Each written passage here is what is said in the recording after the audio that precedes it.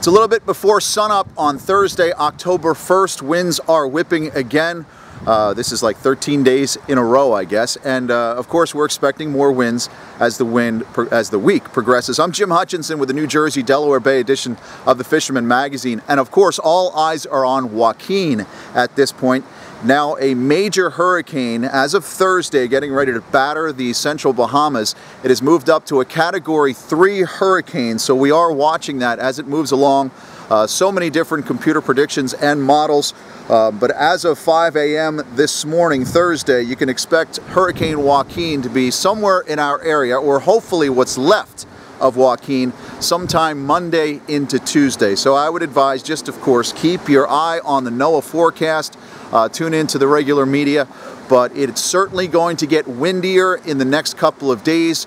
It doesn't mean you don't have an opportunity to get out and wet a line, of course. All this heave, this east-northeast we had last week, got a lot of folks going into the plug bags and going out into the surf, and the heave should put more bass on the beach for at least a couple of days before things get really gnarly.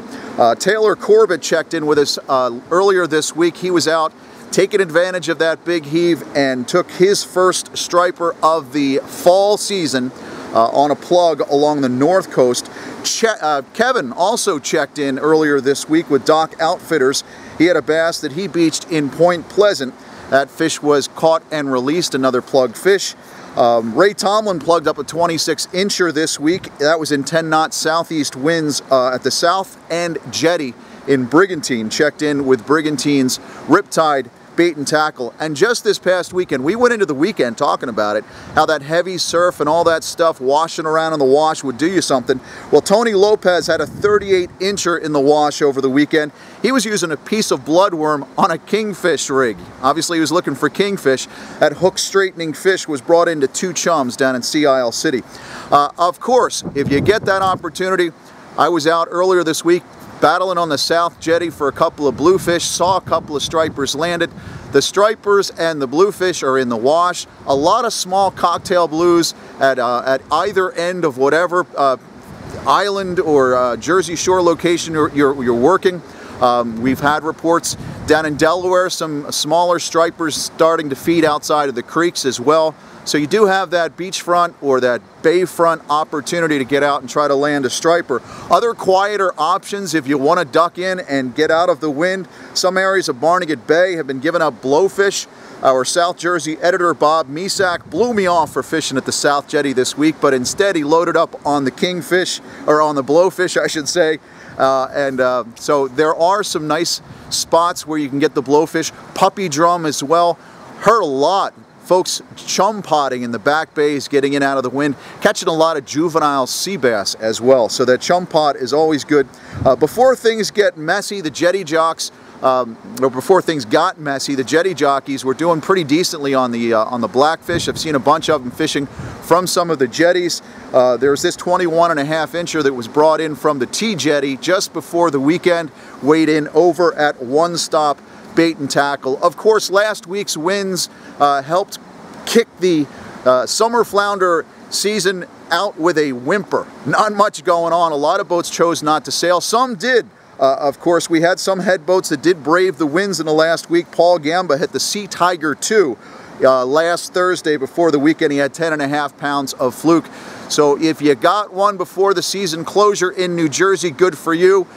If you didn't get one, the folks in Delaware are going to continue to fish year-round. Again, the lucky dogs. A lot of information coming out on fluke right now. Big meeting last week of the industry. We posted it. Posted some of the information already online. You may have seen it in this week's edition of the New Jersey Fisherman magazine. There's some information in the back about the Save the Summer Flounder Fishery Fund. These folks are working hard to do some scientific studies, working with Cornell University and Rutgers University, a bunch of research scientists trying to get some better data in place for summer flounder for the future. You can get more information on that at ssfff.net.